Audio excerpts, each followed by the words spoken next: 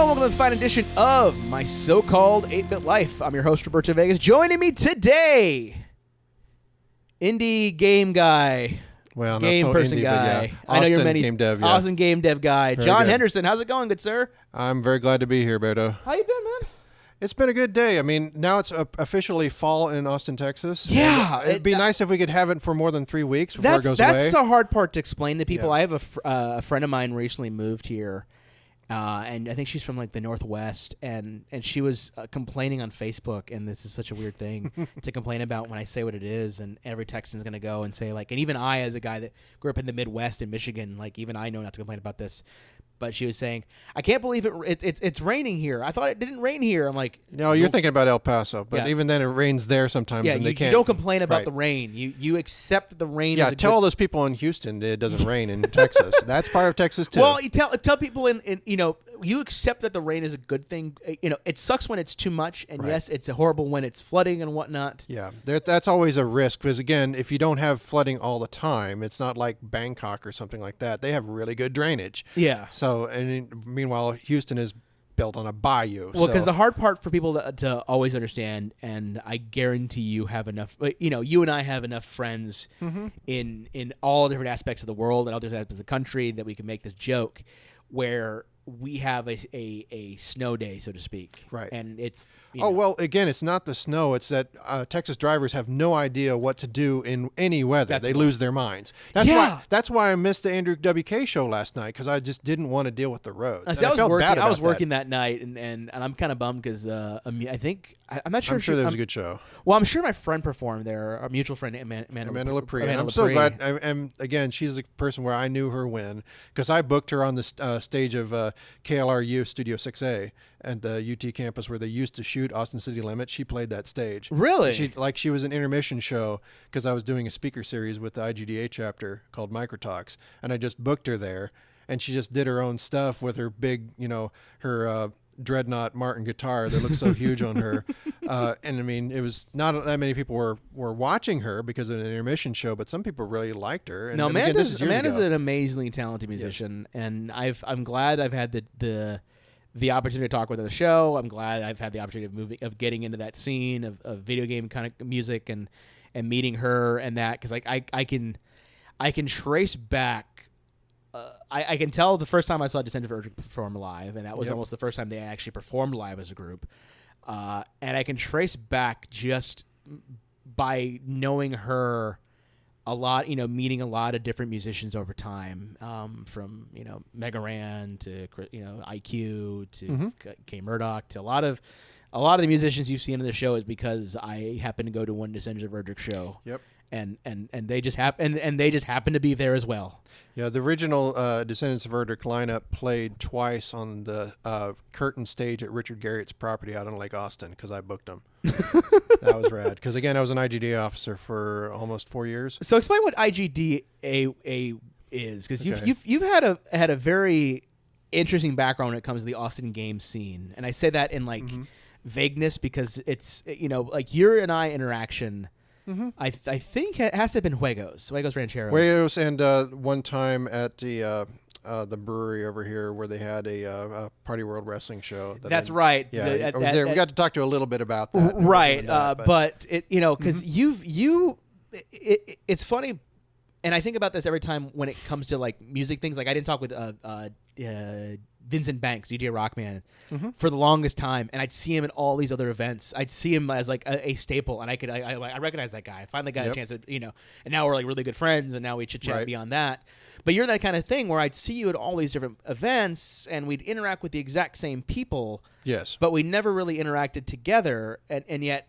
Oh, I'm sure there are plenty of people that I know like that, so you would too. Again, it's a context thing. So IGDA, International Game Developers Association, it's an ad hoc group for game developers, and it's absolutely the kind of nonprofit group that it's everything you put into it, but not a lot more. The real strength of it comes from the surveys they do of their own membership. And the regional chapters and their special interest groups, their SIGs. So there has been an IGDA chapter here in Austin for quite a number of years, and I'd call myself chapter secretary because that's basically what I did. But within that, I hosted my own show for a number of years intermittently, and I got to do things like they had the here in Austin, which was pretty unique for the chapter. We would have the picnic at Richard Garriott's property, which was an outgrowth of the events that people who used to work for him at Origin Studios used to do just to get back together. And the last one we did of that was 2011, and it hasn't happened since, which is kind of sad. But even that property is, from what I understand, it's going elsewhere. He got married, right, and he had a kid for the first time. Like I guess he's 2 years ago at the age of 51, and he's splitting his time here and the Brownstone up in New York. Because his wife and his kid, which ought to be his priority, although he still runs Portalarium by telepresence robot. There's a robot that wanders around the office with his face on it. That's the future, but that's It's very much him. If you're the son of the astronaut, you'd be doing that too. I guess so. I guess that's the point. There's things that Richard has done over time that and you think about it, if there's one person who, if you think about it, like the origin of Austin, we can't really think without him. Here's the real question, though. Mm-hmm. Would you call the robot Richard, or would you call it Lord British? I don't work for him. So let's say I don't think they call him Lord British professionally. I would call him Richard. I would demand Lord Richard. Lord Richard. Yeah, Lord Richard. I would probably Lord Richard, Admiral Chris, Uncle Warren. Well, because like the thing is that like I think of Richard Garriott, and I think of like all the different properties he worked on, not just Ultima, but what was it was the last MMO they worked on, and it was like a space shooter thing. I can't even remember what it was. Well, there's Privateer Online that was done internally, but it never shipped.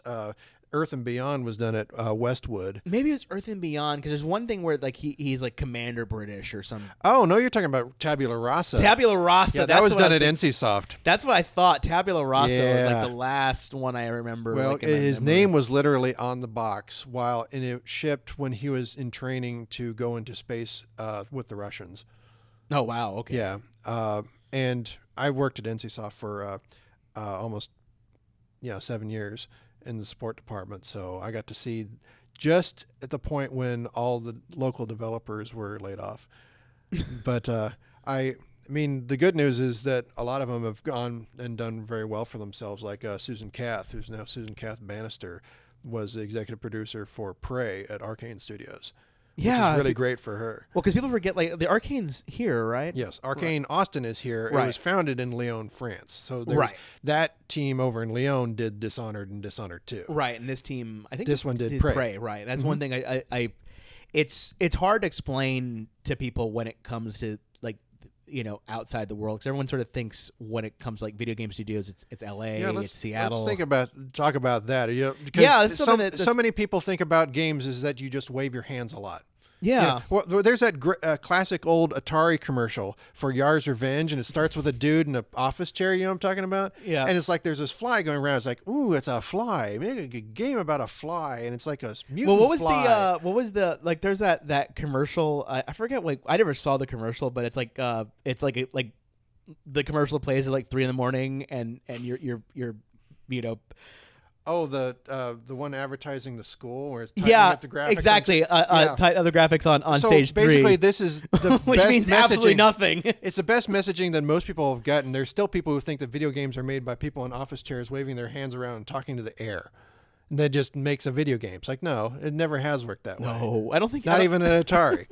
I think Atari. Well, there is always the joke about Atari, and I think they actually talk about more of it in television, because there's a game that's on. Is it television? Yeah. No, it might have been. I'm now trying to remember like my thing. So we had the Odyssey. Okay, in television, it had to be in television. It was it was sort of the precursor to what we would know as the, not even RTS, but as whatever you would want to call Age of Empires. Okay. The game was called Utopia.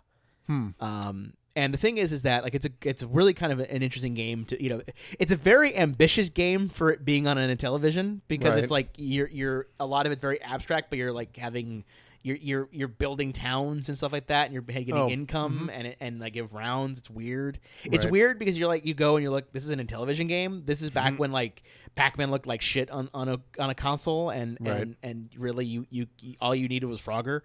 Like there wasn't a whole lot you could do, but that was it. But a lot of times in that like collection of games, they would talk about how in manuals there's this, if you hit this but whatever, the screen turns purple and it's an Easter egg, where it was really just a bug. It was just a bug that they couldn't get they because of the way they developed. And it wasn't that like, because this is during the era of, there's a lot of people don't quite see it now because we've gone well beyond it, thankfully, but that was during the era when memory was precious. Right. And I don't mean like memory as in like both RAM, but I mean like memory and like board. That's why you have like, 500 I mean, they didn't ROMs. even have any. I mean, they all had machine instructions. It wasn't like they had any digital storage for anything. Right. There wasn't any texture memory. assets or anything like that. But a lot of times they would make a game, they'd have to print that board to actually see what their code did. Yes. And then when that board came back, it was, well, there are these bugs here, and the company's like, well, we just manufactured 500 of these things, so you better fucking sell them.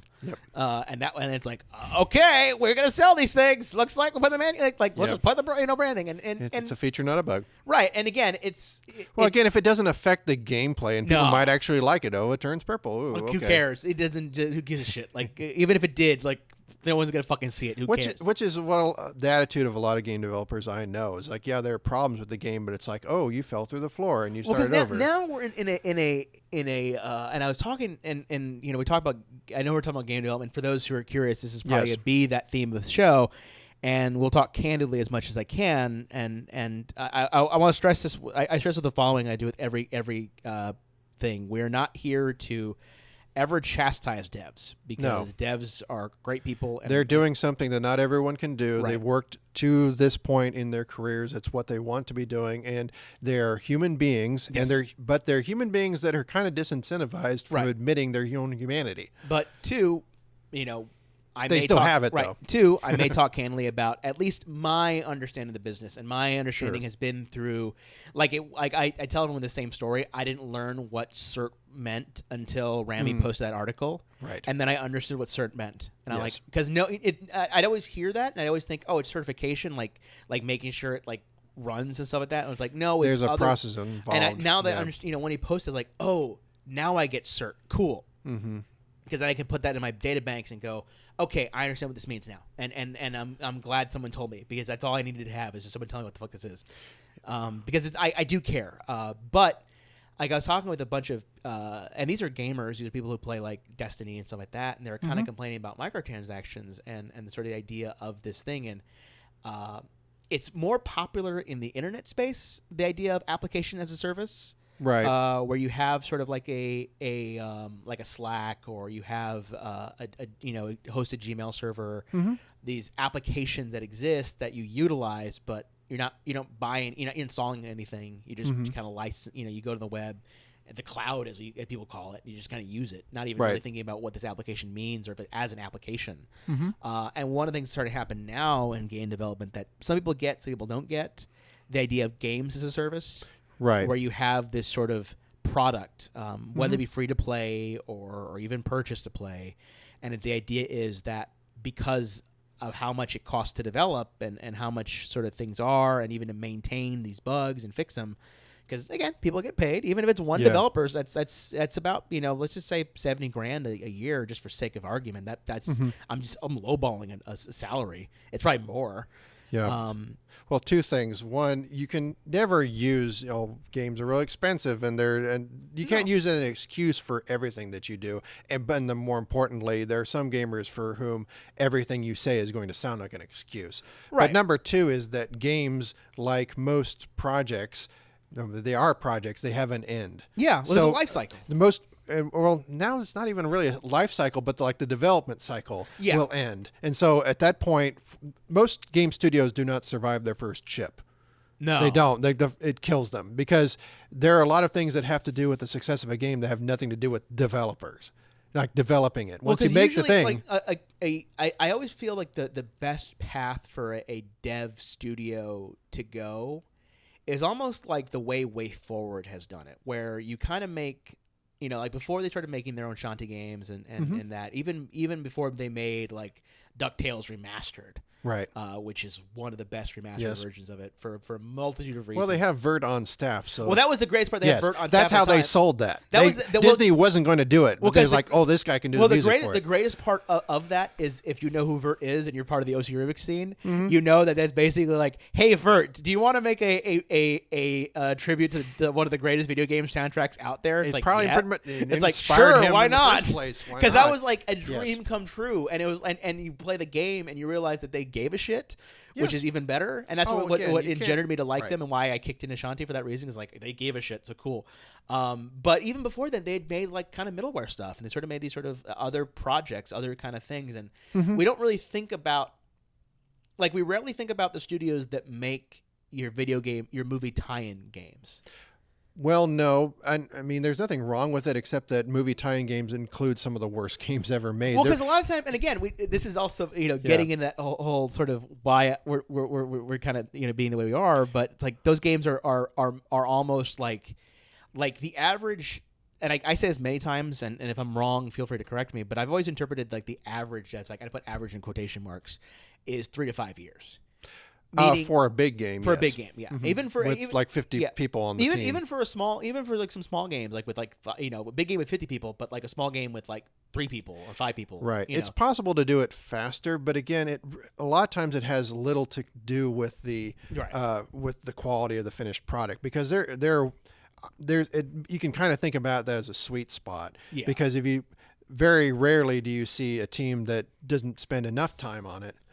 But then there are also some projects that go on for like 6 or 7 years, and then no one wants to buy it at the end of it. People are talking in the chat room saying it's a vicious tech hardware loop. Get better hardware, make better games. That is games get bloated, games get hard. Well, yeah. It certainly helps if you know what you want in the beginning, but that isn't always a given.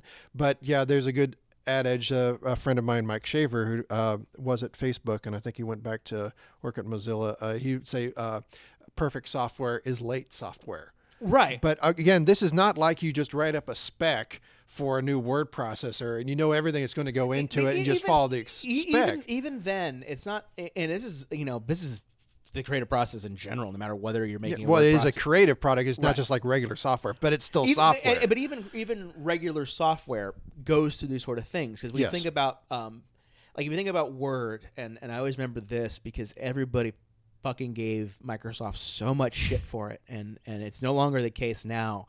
But do you remember when people were just so fucking pissed off at the ribbon? So originally, Microsoft Word's interface, for those who've never thought about this, I don't remember this at all. That's okay. Back before, I would almost like to say Word, maybe Office 2000 might have been the first one to do this, maybe later on. But it might have been later. But the original kind of Word interface had Mr. Clippett. Yeah, that's what I thought you said. But no. The original Word interface had the idea where you had all these icons there, and they're all kind of on this main giant toolbar. You could have the toolbar be like 3 or 4 layers deep if you wanted to. Okay. Years later, they revised it. And it's called they call it the ribbon interface. What we see now today, where if you open up Word now, you kind of have this sort of context of what you're doing. You can kind of you have sort of like, here's your editing things, here's your this things, here's your that things. Oh, it's just being one long strip, right? The ribbon. Okay. And so people, now you're talking about people, like at least in the office, like, it might have been my sphere. People got furious because they had their customizations down. Yeah. They had got their quick keys down. Don't mess with the user interface. I mean, that's the most primary thing. And it's interesting, but it's interesting now because I understood what it was doing. It was like, for me, I liked it because I was like, cool, I had this context of what I'm doing. I get to this. And now we're like years removed, and people are like, ribbon sucks. That's why. But now we're years removed, and only people like me even kind of remember that, which is funny. And I say that as a thing of like, sometimes you have to kind of make, and this is sort of the hard part of I think development, whether it be a game, whether it be a software product, especially these sort of things that we use, because you can even say something as people get very, very upset when their favorite character gets balanced, because that's not what the game devs really wanted in their pro circuit. Where but sometimes you got to make that design decision, whatever Sure. it is, for whatever reason. Oh, yeah. And I mean, there's going to be a give and take, and there's always going to be a gulf between the end user and people making anything. But the real risk for a developer that I have seen one too many times is what I call contempt, because you have to remember and not contempt someone for only appreciating the finished product for what they can see of it. And they may even know that there's stuff under the hood. But a good example right now is all the people on Steam who will ask the question, is this made in Unity? Well, yeah, it is. I hated Unity. I love that that's become this weird way, because it's not like anyone back in the early days of, it's not like anyone ever said, is this made on it on like when did we okay, I'm gonna put this into your mind, John. People are talking about changing the staple of UI, go back in it for sure, and I agree. It's funny. It's hard. It was one of those things where I understood why they did it as a design, because like, okay, this makes sense. I can see why people got mad too, because they're used to something that changed. Right. But going back to this thing, when did you? And you might be an edge case, because I don't even know when I became aware of this, of the idea of an engine. Like the idea of here is a game engine, Mm-hmm. and this engine represents more than just the game you're playing. Well, I think the first time was id Software talking about using the Quake engines, and how, because they were also actively marketing it to other teams. A lot of them were around Dallas. Ritual and Gearbox were using this, and then Valve used one of the Quake 2 engines and remade their own engine out of it. But we knew that it existed, but unless we were like actually working with it, we didn't know what it really did. Yeah. And I think a lot of people still have this notion that an engine is just like you put fuel in it, you turn the crank, and you get a game. It's like, No, it's not. Like, I had kind of known of what an engine was I think the first time I ever got introduced to the concept of an engine, it might have been the video game Full Throttle, because there's a point in that game where you're talk about Scum. Well, Scum is one thing, but that's even not. This is not even talking about Scum. This is pre me understand what the hell Scum was, or what it used, which I think was. Oh, did it say engine programmers in there somewhere? Well, no. It was more of, there was. So when I got the game, I got like this player's guide with it or something like that, and in the guide it mentioned that some of the code for specifically there's a scene in the game where you're going down the mine road and you're sort of in the bike and you're fighting all these kind of bikers with your weapons and whatnot. The combat system, right? The best part of Full Throttle.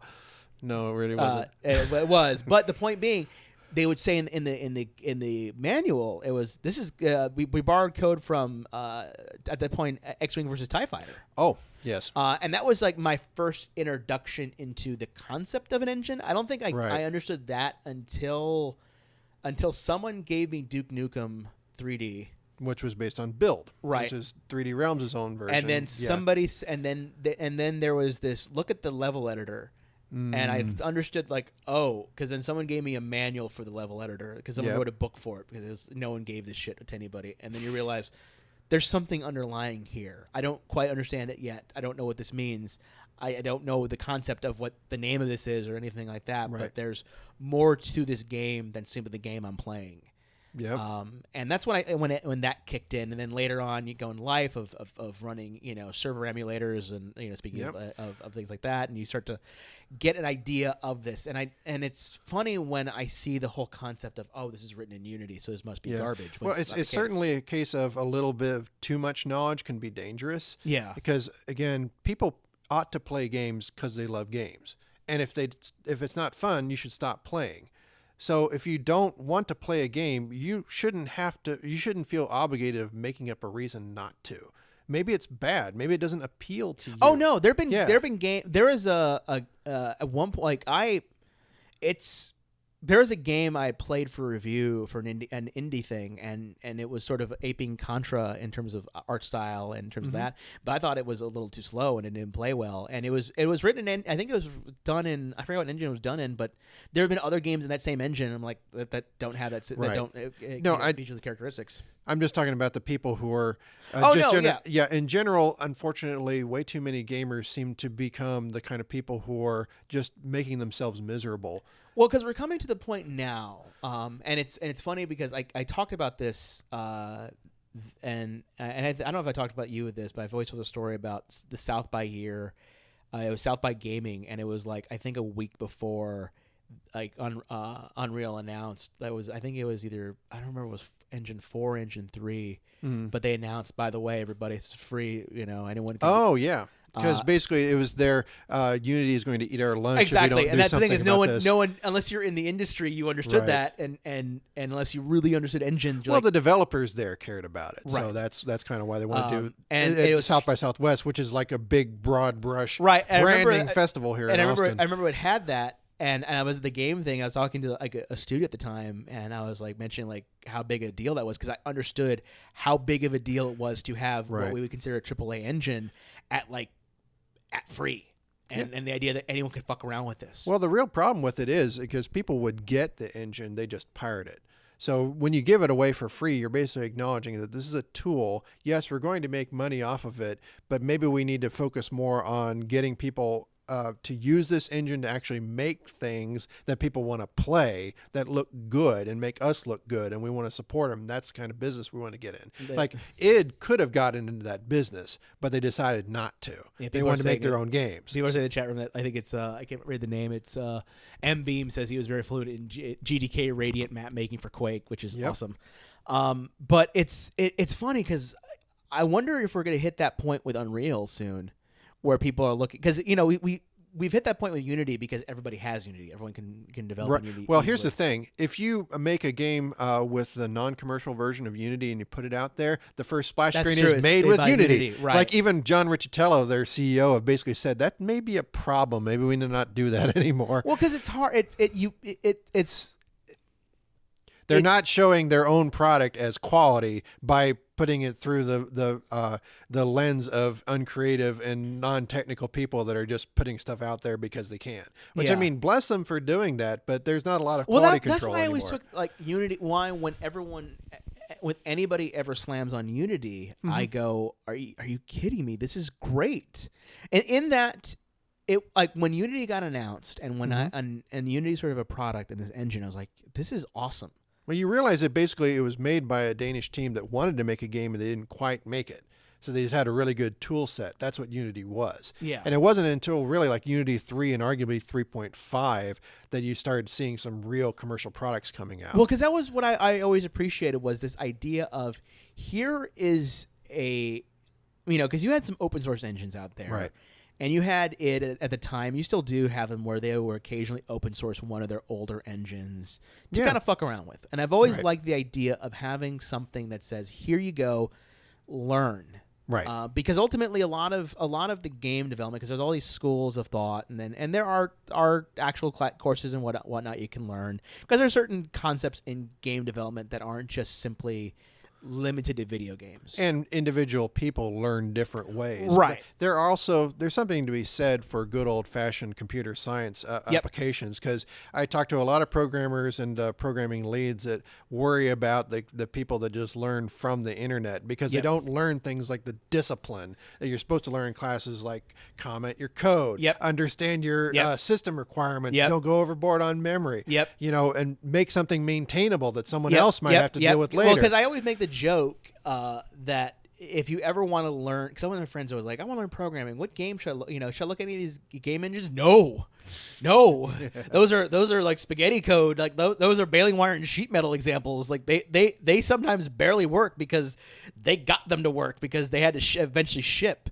And that's not a bad thing. It's just you don't learn how to actually program. You don't learn the concepts of commenting and how like there have been times where I did a website and I wanted to do a redesign of it later on, and I forgot to comp my code. I was literally rebuilt the whole damn thing. I went through like line by line trying to figure out what the fuck was I thinking.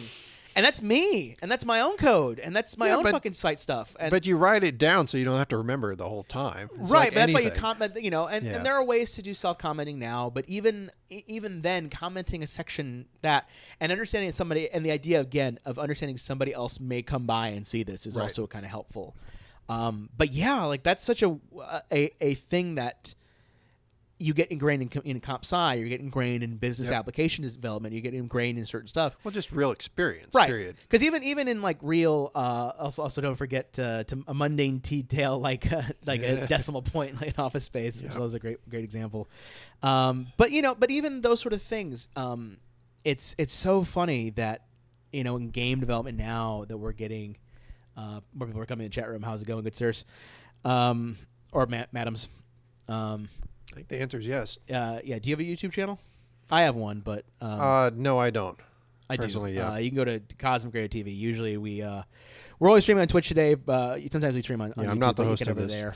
You get over to youtube.com/CosmicRadio.TV and watch any of the previous stuff. But going back to game development, going back to engine and all stuff like that, because you've had this crazy background of all of knowing. I have not heard of BCHS News. What's YouTube. it stand for? It's your other school's new too. Cool. Rock Very on. good. No, it's okay. It's good. Good. Keep doing your thing. Keep on making your program, good sir. But going back to the whole game dev thing, that's awesome. I mean, I do too, but I'm gonna be. It's cute. It's we're It's precious. I will think about it, sir. Right now, I'm in the show, but let me I'll get back to you in a few. But either way, keep on powering on. Good luck with your goal, and do your best to make quality content. Excellent. See, that's what I try to do. I try my best to encourage people. Yeah, or like not outwardly discourage them. Well, because I think that's kind of becoming the norm in. Well, it's difficult to respond to someone just as a pat answer without, enthusiastically encourage what you might want to do, or just slapping them down. I would say hold off putting a link just because I'm not right now. Right now, I'm not moderating. I don't have a chance to. Just feel free to, if you want, @reply@Vincent404. Here's the link. Tweet it my way, and I'll give it a chance looking at that. That might be an easy way to do it for sure. Just @reply@Vincent404. Is this a school project? It's okay. @reply@Vincent404 on Twitter, and I will look at it after the show, sir. But thank you. See, that's how you do it. But this is something that's funny in terms of game deving. Mm-hmm. That's always weird and wonky. A lot of times in game development, like especially on the gamer side, it almost feels like I can't. What was the dev that recently posted about like the idea of not wanting to put stuff out because of this toxic community? Yeah, that Twitter thread that was really great because so I think it's even more fundamental thing that we haven't talked about now is that when you play a game, you are fooling yourself into thinking you're creating something. It's like, I'm making something with doing this or like this. Like really all you're doing is choosing between the choices that someone else made for you. But it feels like a creative process. So people think that, and they're being sold the idea that if you love games, you ought to go make games. Like, yeah, maybe. I don't want to discourage you from that, but not everyone who sings along to the radio starts a band. And that's okay. That's actually a good point. I never thought of it that way. Or you can start a garage band that don't get anywhere. You still have fun playing with yourselves. I've never thought of the idea of people who don't sing along.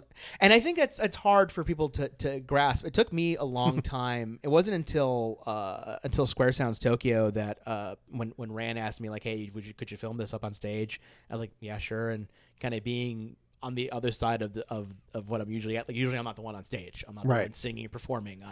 I'm the audience member doing the calls, repeats, knowing the songs, everything else. The audience. Being on that sort of side, I understood like, okay, I get the energy you get from this and why you do it. I have no desire to do this. Right. And with me in game development. It's like I understand. I want to know all the ins and outs because I want to be this informed person that goes and doesn't make these snap judgment calls of a game or. That doesn't make a decision based upon, that I like this or whatever. People say play games first to study them to learn. Yeah. And I think that's a good point too. The idea of learning game mechanics and what makes a thing tick. Like for me, I know a lot of people would like in the NES era, like railed on games like Link to the Past, Zelda 2: The Adventures of Link.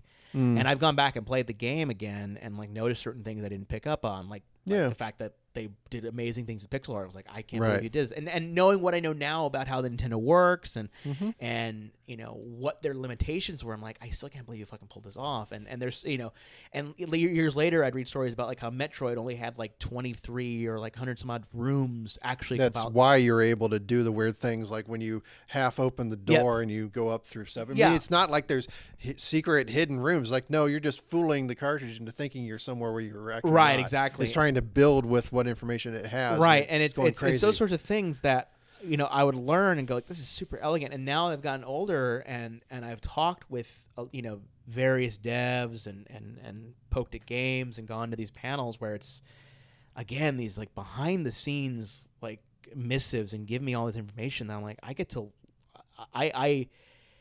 I'm sort of spoiled in that I have friends that work on this stuff. Yeah, no, I've very much been punching above my weight for a long time, and I've made friends with them, and that I've got a reputation that I'm safe and that I'm not going to burn them on stuff. And actually, something you had brought up before we started recording about how people will come up and ask you, "Do you develop?" There's a reason that they ask that you may not have considered, is that they want to have the conversation that they get to have with their actual fellow developers, where they get to compare their own experiences back and forth. And if you don't have them, it kind of shuts them down because they really want to have the conversation as much as possible. Whereas I want to have those too. Yes. But just because I don't develop doesn't mean I don't create. Right. And I think that's sort of the hard part to explain. Well, you shouldn't expect the game developers are any more socially adept than anyone else. In fact, you should expect the exact opposite. And I don't. And there are times where I in the past I've mentioned that I am a podcaster, and they shut down because there's this interpretation of, oh, you're a podcaster, you're press, you're trying to get some like, no, I actually honestly really do care about these games and how they're made. And just because, like, for example, like one of my favorite games, and I talked with him just while he was like my first Fantastic Arcades, mind you, was Terry Kavanagh's VVVVV. Yep. And the game itself was originally written in Flash. I put that in quotation marks because it's in Flash, but it's compiled. And because Flash, unless you knew about Flash having that compiled mode, you don't interpret that. You interpret Flash meaning garbage. Unless you're like me, that understood that Alien Hominid came from the guys that were originally Newgrounds. Yeah, that how important Newgrounds was. Unless you understood the history of things. Yeah, there's a period where basically everyone was making stuff just for people Newgrounds. say don't say podcaster, tell them you're a blogger.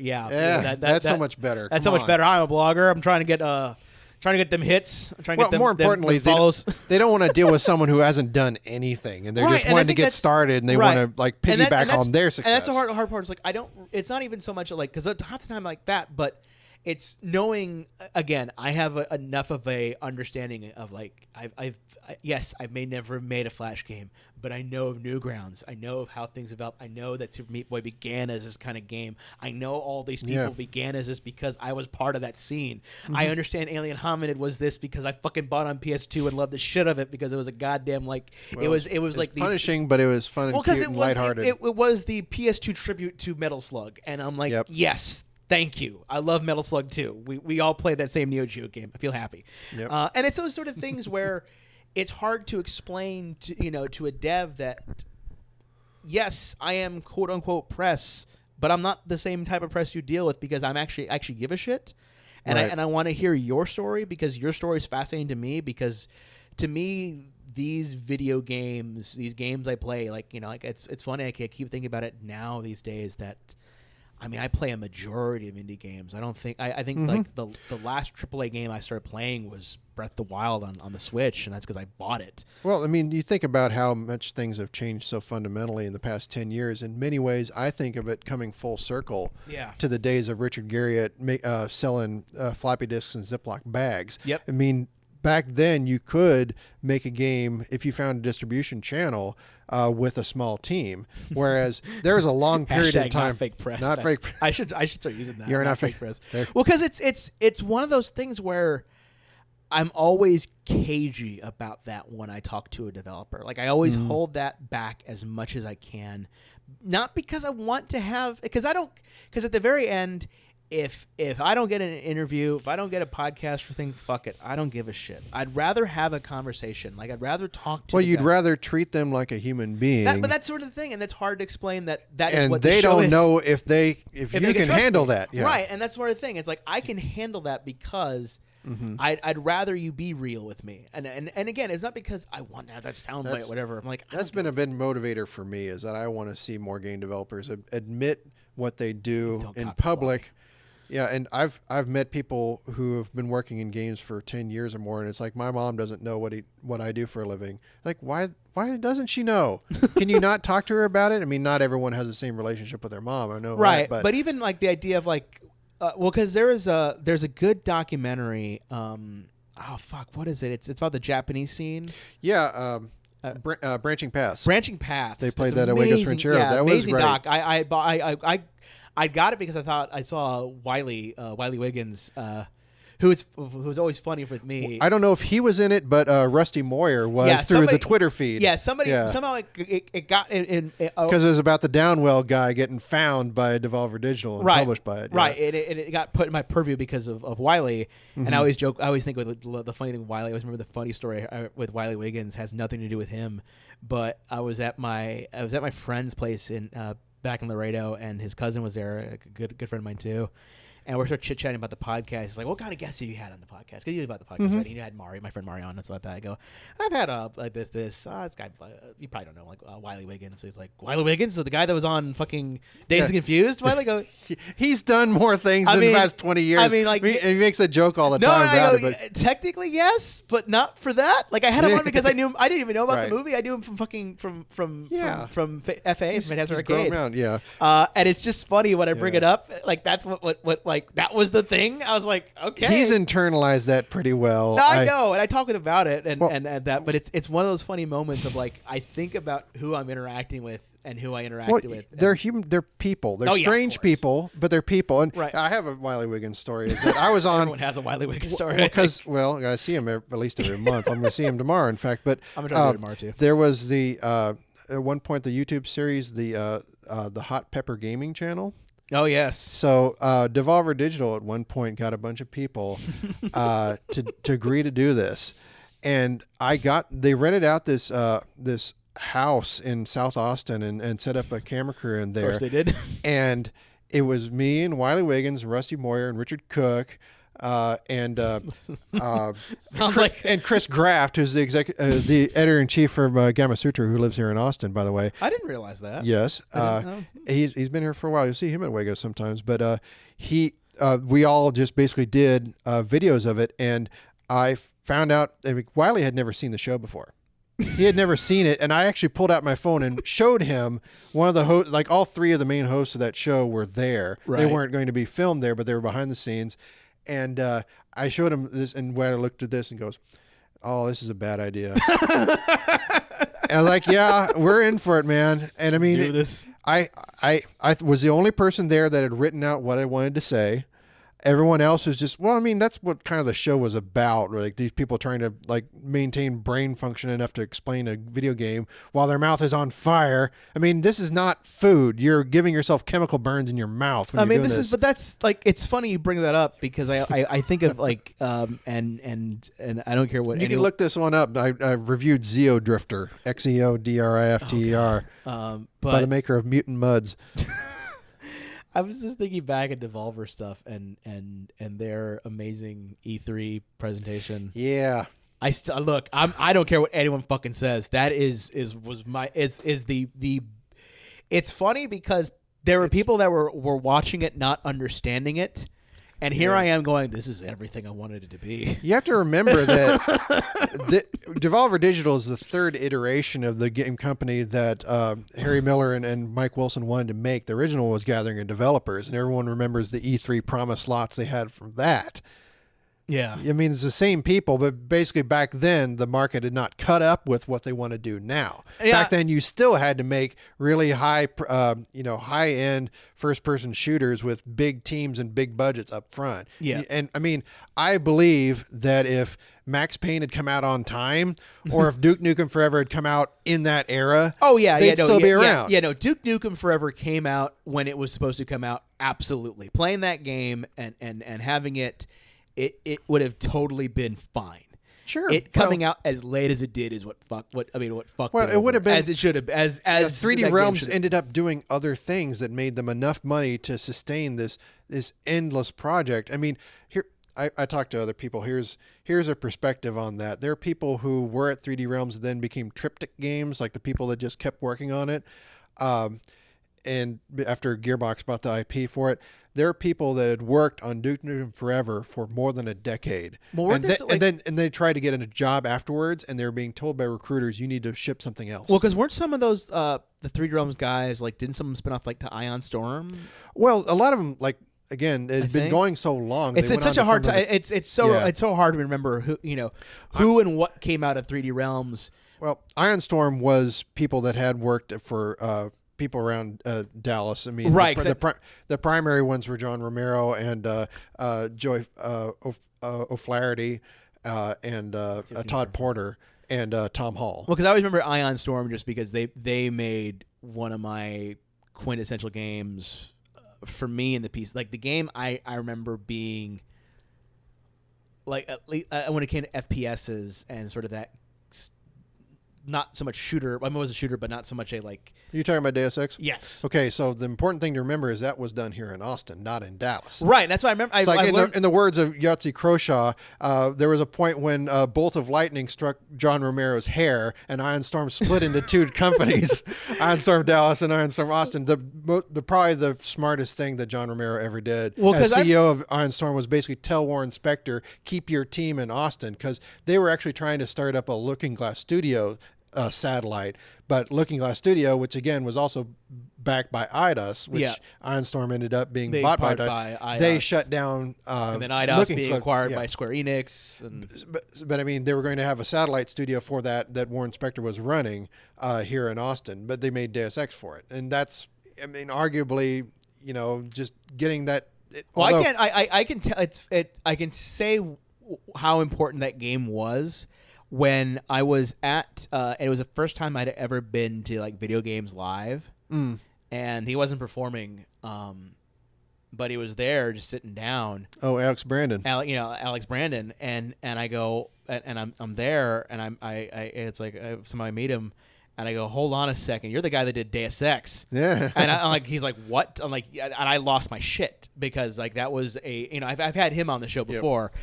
But that was how I met him, and it turned out like we knew a lot of same people. We were both part of the same crowds, and in terms of like the OC Remix things and stuff like that. Mm-hmm. And I was like, okay, this all makes sense now. Yep. And talking with him and everything else, but it's always fascinating again when it coming back to the indie side of gaming and everything else. And I think about now game development and how a lot of the games I play now aren't your AAA fare. And so because of that, I tend to meet a lot of these real people. I tend to meet a lot of these sort of, you think about it, if you're working at a big company, there's going to be someone whose job it is to interface with the public, be it the marketing there's or always the a PR customer. guy. Yeah, but if you're an indie, you kind of have to do it yourself, except that you're going to reveal yourself that you're not that good at relating to everything else, especially during development. A lot of times when and this is something that's hard to explain to people who haven't created something. Mm-hmm. Or don't tend to create stuff, whether it becomes a books, whether it comes to posts online or whatever. Yeah, working with an editor, they never do. Well, even if you do, especially if you don't, but it's the idea of understanding that sometimes that is your outlet to try to communicate with the world. Not because you don't want to communicate. Most of the time, people do want to communicate. People want to reach out, meet your like-minded people, your equals, whatever that is. If you're into. I mean, this generation now is kind of amazing. You know, I kind of got in the birth of it, so to speak, but a lot of this generation like now kind of grow up is lucky as hell in that you have now if you have an interest in something, chances are there's a subreddit for it already. Right. And there's already a place where you can go to talk with people that like that thing. Well, even also, if that thing is like crochet or like, you know, making macrame specifically of John Voight or something. Or even if you want to meet someone in person, you can use the internet to go find those people. There are regional cons for everything. There's conventions for everything. You know, and it didn't go away just because of the internet. People actually want to do stuff in person. Well, now there's like there's 5 different My Little Pony conventions. There's 8 billion different indie dev conventions. You know, that's going to hit big this weekend. It's going to be ponies and replicants. Hey, look, I'm excited for both those. I'm into both the properties. So look, I'm a cyberpunk Pinkie Pie lover. I will admit that So is Andrew WK. Andrew WK is a big MLP fan too. Big Pinkie Pie fan. Here's the thing about it. I will admit 2 things about it. One, I watched enough of the first season to realize it's not for me. That's fair. I appreciated it for what it was, but I'm also really good friends with a guy named Bob Carr, who with one other partner ended up a few years ago basically setting the standard for independent unofficial My Little Pony Con. He runs Nightmare Nights up in Dallas. Oh, really? And that was the first one where what he told me, he had worked with Acon, like the big anime con that's been around for decades. So he knew all about how to negotiate with hotels and how not to not oversell anything. But one part is that he actually programmed it really well, and that he didn't just invite the voice actors. He actually invited the production staff. Oh, that's cool. So it was like you can learn about how to produce a children's cartoon from these people. Well, because there's a lot of people, again, and I think this is where indie devs have helped out a ton. Yes. Because they understand how they got in this whole thing, and they know that there are people out there, kids or even, college kids, whatever, and that's sort of why I like to bring devs on, because a lot of times people want to get in this industry, but they don't know how. Yeah, but at the same time, it's kind of like, look, I just tell them, go on Gamma Sutra, read it every day. Yeah. Go on Game Career Guide, read it every day. I mean, because a lot of it is, even though, again, we have colleges now, we know they have the Guild House as sort of a thing. Guild Hall, yes. Guild Hall, sorry, I was forgetting Guild Hall. Even to a certain degree, Full Sail, and I'm not saying that this is not me endorsing either one. DigiPen up in Seattle, right? This is not me endorsing either one of them. These are just programs that exist. They're options. People know that they exist. You can totally type the graphics on level 3. Right, exactly. But they exist, and yes. and they can guide you certain ways. But at the end, and I think this is where we get getting back to talking about why you see Unity everywhere is that you can just make, and that's, to me, that's exciting. It is exciting, and I wish more people understood what we've been talking about. Is when you make it for the first time, it's probably going to be crumb. Oh yeah, it's going to be crummy, and then you make something else. Well, because I think but a lot of people make that first thing is like, it's so precious. The whole world must know my genius, and I'm going to put it out there and expect people to buy it. Well, because I think they won't do it. A lot of times people forget that they wrote shitty poetry in high school. They had doodles in their corners of their margin. I think people forget that they wrote that one love letter to that one girl that they really video loved. games is somehow different because that's it's a game. That's the thing. Yeah. That's what I'm trying to say is that people forget that they did that shitty poetry in high school. That they had that one phase where they were really, really, really into the Smiths, or whatever. And that's not this is not me criticizing Smith. I love the Smiths. I love a lot of New Orders on my, there's a lot of music that's on my fucking playlist. But they forget that they wrote shitty stuff. Right. And they didn't revisit it because that wasn't their thing. They got into law school or whatever, their medical school, or they went to college, or they did their own thing, which is cool, awesome. Or they kept going on other things. They made different career paths, and then somehow someone says, well, look, you can make video games. And they go, I play video games. I like this stuff. And then they do it. And, it's funny. I think the last time I remember hearing a story about that kind of happening, there's a Blu-ray I have in my collection that I have purely for the commentary. I paid $10 for it. Okay. People, when I saw it, I looked at the box and I looked at the back. I saw it said director's commentary, and I was like, I need to know. And that movie is Street Fighter the movie. Oh wow, yeah, Jean-Claude Van Damme. as director's commentary, and I had to know. I have to know the story behind this. There's so many. I have many questions, and they must be answered, because you wonder, how did that happen? What world did this?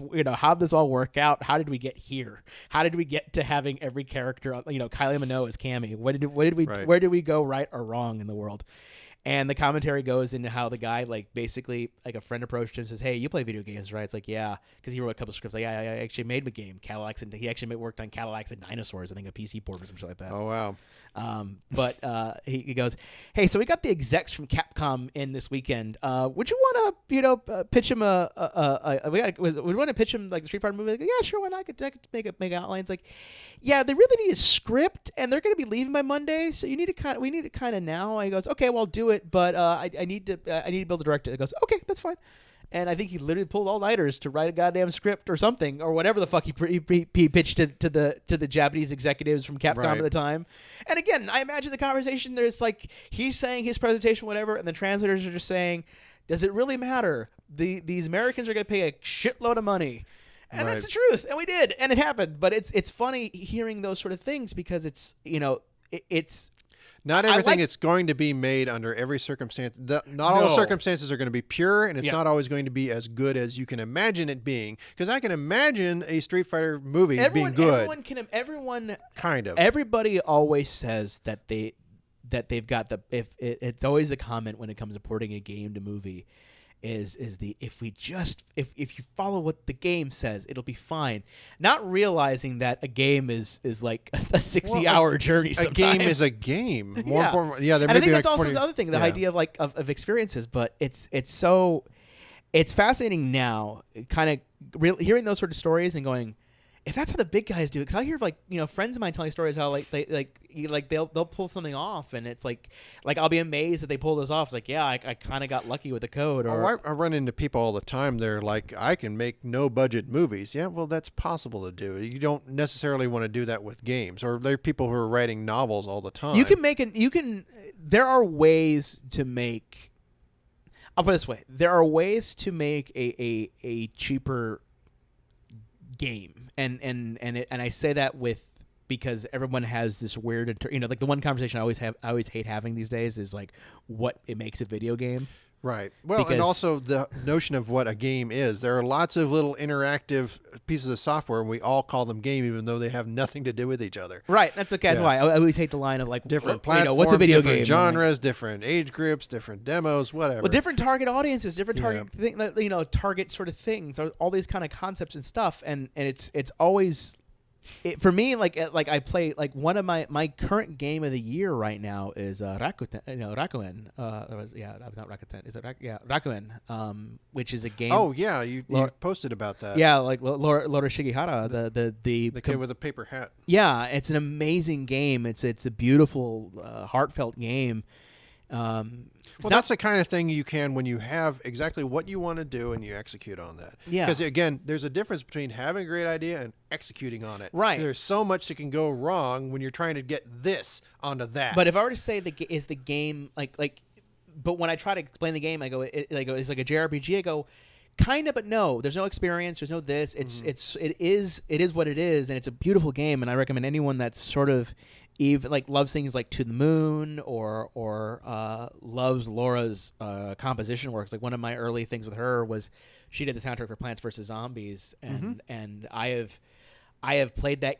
I remember when I was flying an international trip, and on the computer screen they had the games, and they had Plants vs. Zombies. I go, I like Plants vs. Zombies. I love the soundtrack. I remember she did, and I clicked. She's the one who sings in the credits, right? Right. Yeah. And I clicked the game, and the game, I guess because licensing didn't have the soundtrack, and I was like, I'm not liking this anymore. I stopped playing it because I was like half of it was the soundtrack for me, and I realized that I was like, I'm missing part of the experience. But would I say, for example, to someone's like, I love video games, I love playing Call of Duty and Destiny 2. Would I suggest them to play Rakuen? Probably not. Not because I don't think it's a beautiful game. For me, it is my game of the year right now, and it's going to be hard because. A lot of times the sell for me when it comes to story-driven games is making my conscious mind forget that I'm looking at pixels and that that I'm the idea of being emotional over things that don't exist. Well, you understand that, and Yeah. there are some friends of yours that you probably would Yeah, expect, exactly. but you don't. We have conversations like that for other kinds of media. We wouldn't recommend it to someone who likes romance comedies. Yeah. I mean, there are different kinds of movies. There are, indie films and like documentaries, and we have summer blockbusters. Yeah. There's and more than that, there's a whole economy in Hollywood of movies that don't get made, but people still get paid for it. Yeah. Whereas in games, it's not there yet. I mean, a good way I always say about the game industry, and we often talk about how it's immature. Well, it's kind of passed through its childhood into its awkward adolescence and things like, oh, there are women that are different. They exist, but we don't really know about them, but we need to respect them somehow. And we somehow start caring about how other people think about us. We're coming to the point now, and I say this, John, with the caveat, we're almost out of time. We're pretty much at the hour mark. Yep. I've achieved the mission. We're coming to a time in game development, and I think this is why I like having people who are in the indie scene or aware of the game scene, either AAA or otherwise, but most importantly, indie side for sure, is that we're coming to the point where, and I think the guys, one of the guys on Funhouse, Adam Kovic, always says it, that we're in an amazing time of gaming where there are so much choice out there. Yeah. There's so that I can play a game like Rakuen. It's almost democratized. Well, I can play a game like Rakuen and play Breath of the Wild, enjoy it for what it is, and then switch back to Hyper Light Drifter and see 3 separate type of experiences, and then somewhere in there spin back up VA11 Hall A or Read Only Memories and get entirely different things. And we're at a point in time where like one of the one of the highest rated games in terms of story was nothing more than what appeared to be an old kind of 90s computer interface and trying to stumble through videos. That being Her Story. Her Story. And it's an amazing. For me, it always makes me happy. It makes me angry when I see people like sort of slam on like games that aren't for them. Sure. And sort of say like, well, why is this? Because it's like there's so much out there. You don't have to worry if you don't like if you do not like what Destiny is doing for a game. There are other options for you. And I think that's why it is. I'll have friends of mine that will say things like, I don't really play any new video games. I can only play retro stuff because there doesn't seem to be anything for me. I go, I wish I could introduce you to the world of indie games because it's like there's so much that's like if you play because it's like you play Hyper Light and you're getting tones of like, oh shit, like this is telling Metroid. Stories without any words. You play Rabbids Ribby and it's like fuck, this is like Metroid all over again, and it's all these sort of things that you like. It's hard to explain to them. I say them, people just like. Like I have friends who are like, I don't really PC game. I go, I wish you did because you're missing out on so much, and not even like not even high graphics. You're just missing out on a ton of indie stuff, and that's changing as time has gone on. Like a lot more indie games are now coming. Like I think one of the top Switch games is an indie game, Golf Story, which is awesome. Yep. And people are excited that like tomorrow is when. Stardew Valley comes out on Switch, and that's exciting for people. And I'm glad they're excited because I want people to be excited about games, no matter who makes them or whatnot. I think that's me, and that's sort of why I'm always excited to have somebody that's part of the scene in any way. There's a great interview on YouTube with Ron Gilbert and his former protege Tim Schafer. I think it was wrapped up in all their development for their what became. Their RPG. Tim asked Ron, does he think that point-and-click adventure games are less popular now? And Ron said, no, they're as popular as they ever had been. But when we were making them, 100,000 copies was great. Yeah. And actually the truth is now true again, because if you have a small team and low overhead cost, you would love to have 100,000 copies sold. That's you can measure your success in tens of thousands of units sold. You're not going to be competing with Destiny, but you don't want that's why to, someone and you can't. Is it Wadjet whoever exists, and I'm thankful for them existing because it's like awesome. Somebody else is making these games, and I understand that that's the case because it's hard to explain. It's hard to explain to game people, even gamers who don't understand the business aspect of it, that there is the business aspect of it, and that there's this idea of at the end of the day, if you talk to any dev, any real dev, at the end of the day, all they really want to be able to do is support themselves. If they have a family, support their family. Pay for their kids' college, all the things that you as a normal person want to do too. Pay your rent, all these sort of things you want to do. That's the difference is that they have a special set of skills that they're applying in a very particular way, and they might have appreciated games in a different way than you did. I mean, if you love games, if you love a particular game, you should play it. And if you stop liking it, you should stop playing it. Play something else. Don't just limit yourself to the idea of what games are by saying it's these 1 or 2 games. Exactly. And I understand when other people talk about saying they play games, they're probably talking about something else. Yeah. Be open to those conversations and find ways of talking about it that where you're not just trying to one up one another. Yeah, exactly. We're not trying to troll each other. We're not trying to win a conversation. You don't really win a conversation. There's no winning. You just need to have it. If you've learned something you didn't know, if you gained some perspective or insight from someone else that you didn't have, then you will have won. Exactly. And both of you can win. No, and that's the thing, and that's sort of why it is that I am in the indie game scene as much as I am, because usually it's that mindset. It's that cool. That looks awesome. Cool. That sounds fun. Well, again, they're completely unfettered. No one's telling them what they do. They have no choice but to just go out in that blue ocean and find out what's possible. Yeah, and they might utterly fail. Oh yeah, but there are plenty of examples of games I've played that are indie. Like I know everybody, and this is the last thought I'll make because we really are out of time. It's like one of the games everybody loves, and I can't. I think it ramps up the difficulty too high, and I will never ever stop saying that is Spelunky. Yeah. I know everyone loves Spelunky, and I get why, and I understand what it means as a game, and I understand it, and I go, cool, I can respect this as a dev thing. I will say I do think the difficulty revs up too high for a roguelike. That's me, and that's fine. That doesn't mean, however, it's a bad designed game. Right. It doesn't mean it's a bad game, and it's always hard to beat that way. It has an audience of a few tens of thousands of people. Not everyone's going to play it, and you have to accept that. If you like something, rock and roll. Awesome. Right. Continue liking it. John, thank you so much for being on the show.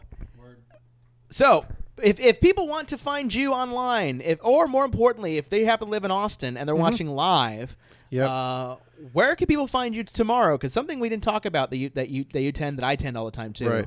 Well, you can find me on Twitter at Mr. Pedantic. I'm the guy who tells you you're doing it wrong.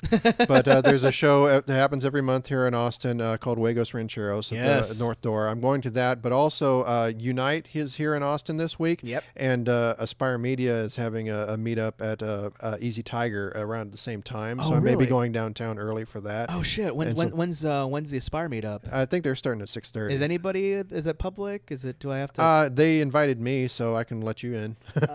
Okay. What do you live in Ohio? Can he find you there? I've never been to Ohio, but you can follow online. But even more so, you do know a lot of, because Austin, and because you're part of the. I say indie scene. As I run a beer night for game devs twice a month at 2 different bars, and I also run the Video Game Makers Unite speaker series at Capital Factory. We're skipping this month, but next month we're having a friend of mine, Beth Banky Schwartz, who's a level designer at Certain Affinity, and she's going to talk about level designing for both single player and multiplayer. Turns out they're different. Oh yeah, so. I could tell you that entirely, but that's there are ways to dovetail, and she's going to cover all that stuff. No, that's interesting. Yeah. Again, another stuff. Of course, you can find me. I'm at Vincent404. Then the Twitters, the internet's everywhere else in between. If you want to catch previous podcasts, you can go to our website, CosmicRadio.TV /8BitLife. There you'll find links to show notes, previous episodes, and of course, if you want to help out the show become bigger, better, more awesome, head over to patreon.com /8BitLife. So that's it for today. As we tune next time, we talk no geek, something completely and utterly random. Bye, people.